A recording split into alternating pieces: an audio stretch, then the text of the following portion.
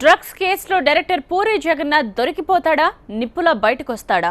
వైద్య పరీక్షల్లో ఎలాంటి నిజం బయటపడుతుంది? తెలుగు రాష్ట్రాల్లో దీనిపైనే అందరి ఫోకస్. ఒకవైపు టాలీవుడ్ అంతా పూరికి సపోర్ట్గా నిలబడుతోంది, మరోవైపు సిట్ అధికారులు వేస్తున్న ప్రశ్నలు, బయటపడుతున్న ఆధారాలు ఇండస్ట్రీని షాక్ మీద షాక్ ఇస్తున్నాయి. టాలీవుడ్ లో డ్రగ్స్ కేసు ప్రకంపనలు. సిట్ ఆఫీస్కి వెళ్ళాను నేను. అక్కడ సిట్ ఆఫీసర్స్ నా మీద ఉన్న ఎలిగేషన్స్ గురించి నన్ను చాలా ప్రశ్నలు వేశారు. బట్ అన్నిటికీ సమాధానం చెప్పాను. కెల్విన్ ముఠాతో నాకు పరిచయం లేదని, కెల్విన్ నేను ఎప్పుడు కలలేదని వాళ్ళకి క్లియర్గా చెప్పాను. 10 గంటలకు పైగా సాగిన విచారణలో పూరి బుక్కిరి బిక్కిరి. నిజంగా చెప్పాలంటే జీవితాలు నాశనం చేశారు. మా అమ్మ, నా వైఫ్, నా పిల్లలు, అన్నదమ్ములు 4 రోజుల నుంచి ఏడుస్తున్నారు. నేనే కాదు, చాలా కుటుంబాలు అందరూ. డ్రగ్స్ కేసుతో తెలుగు చిత్ర పరిశ్రమ ఎలా షేక్ అవుతుందో చెప్పడానికి పూరి చెప్పిన మాటలే ఉదాహరణ. తెలుగు చిత్ర పరిశ్రమలో ఈ అంశం ఇప్పుడు కల్లోలం రేపుతోంది. తాను డ్రగ్స్ తీసుకోలేదని, కెల్విన్ ను కలుసుకోలేదని పూరి జగన్నాథ్ కరాఖండిగా చెప్పారు. కానీ పూరి నార్కోటిక్ డ్రగ్స్ తీసుకున్నారా లేదా అన్నది తేల్చాల్సిన బాధ్యత ఇప్పుడు సిట్ అధికారులపై ఉంది. ఇందుకోసం సిట్ ఫోరెన్సిక్ ల్యాబ్ ను ఆశ్రయించింది. ఫోరెన్సిక్ అధికారుల సూచనల మేరకు ఉస్మానియా ఆసుపత్రికి చెందిన ఆర్ఎంఓ రఫీ ఆబ్కారీ ఆఫీసుకు వెళ్లారు. పూరి జగన్నాథ్ నుంచి రక్త నమూనాలను, తల వెంట్రుకలను, గోళ్లను తీసుకున్నారు ఉస్మానియా ఆసుపత్రి వైద్యాధికారులు. ఎవరు అవునన్నా కాదన్నా ఫోరెన్సిక్ నివేదిక అసలు నిజాలను బయటపెడుతుందని భావిస్తున్నారు. 5 ml బ్లడ్ అంటే 5 ml తీసుకోవడం జరిగింది. హెయిర్స్కి వచ్చేసి మినిమం 20 హెయిర్స్ తీసుకోమని చెప్పారు. మినిమం 20 to 100 వరకు కూడా తీసుకోవచ్చు. అంటే 20 మినిమం తీసుకోమంటే ఒక 50 వరకు హెయిర్స్ తీసుకోవడం జరిగింది. నెయిల్స్ అంటారా, మొత్తం ఇవన్నీ చేతుల ప్రతి ఫింగర్ నుంచి తీసుకోవడం జరిగింది. కాళ్ళది కూడా ప్రతి ఫింగర్ టోస్ నుంచి తీసుకోవడం జరిగింది. డ్రగ్స్ కేసులో పూరి జగన్నాథ్ ను సిట్ అధికారులు పిలిచి విచారించడంతో మొత్తం సినీ ఇండస్ట్రీపైనే జనం దృష్టి పడేది.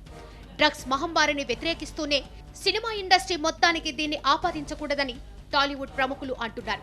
డ్రగ్స్ తీసుకునే దాంట్లో కానీ, వ్యాపారం చేసే దాంట్లో కానీ ఎంత పెద్దవాళ్ళు ఉన్నా సరే లోపల వేయాల్సిందే. కానీ పరిశ్రమ టాలీవుడ్ మత్తులో దూకుతుంది. ఇలాంటి విషయాలు చాలా బాధగా అనిపిస్తూ ఉన్నాయి. ఎందుకంటే నా వరకు నాకు కానీ, నాలాగా ఇండస్ట్రీకి వచ్చిన వాళ్ళందరికీ కానీ, ఇండస్ట్రీలో బతుకుతున్న ప్రతి వ్యక్తికి కానీ సంబంధించి ఇది మాకు తల్లి లాంటిది. అలాంటి తల్లి మొత్తాన్ని కూడా, ఒక పరిశ్రమ అంటే ఒక తల్లి డ్రగ్స్ తీసుకుంటుంది అనే ఒక దుష్ప్రచారం జరుగుతుంది. అది మాత్రం నేను తీవ్రంగా ఖండిస్తున్నాను. పూరి జగన్నాథ్ డ్రగ్స్ కి అలవాటు పడ్డారా లేదా? డ్రగ్స్ ని ఇతరులకు సరఫరా చేశారా? కెల్విన్ ని ఇతరులకు పరిచయం చేశారా? ఈ అంశాలపై పోలీసులు పూరిని గుచ్చి ప్రశ్నించారు. కెల్విన్ తో పరిచయం ఉన్నంత మాత్రాన డ్రగ్స్ కి అలవాటు పడినట్లా? పూరికి డ్రగ్స్ వ్యాపారం చేయాల్సిన అవసరం ఉండకపోవచ్చని కొందరు మాజీ పోలీస్ అధికారులు చెబుతున్నారు. సినిమాల ద్వారా కోట్ల రూపాయలు ఆర్జించే పూరి జగన్నాథ్ కి లక్షల రూపాయల కోసం డ్రగ్స్ వ్యాపారం చేస్తాడని తాను భావించడం లేదంటున్నారు మాజీ పోలీస్ అధికారి రెడ్డన్న.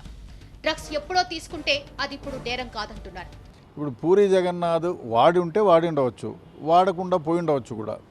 పూరి జగన్నాథ్కి 5-6 సంవత్సరాలుగా తీసుకుంటే 10 సంవత్సరంలో కథ మానేసిన ఒక 5-6 సంవత్సరాలుగా తీసుకుంటే ఆయన రెమ్యూనరేషన్ సంవత్సరానికి ఎదవా ఎట్ల పోయినా 2 కోట్లు 3 కోట్లు ఉంటుందని సినీ ప్రముఖులే చెప్తున్నారు. ఆఫ్ ది రికార్డు పోతే ఇంకా చాలా ఎక్కువ ఉంటుందంటే రికార్డెడ్గా పోయినా కూడా 2-3 కోట్లు ఉంటుంది.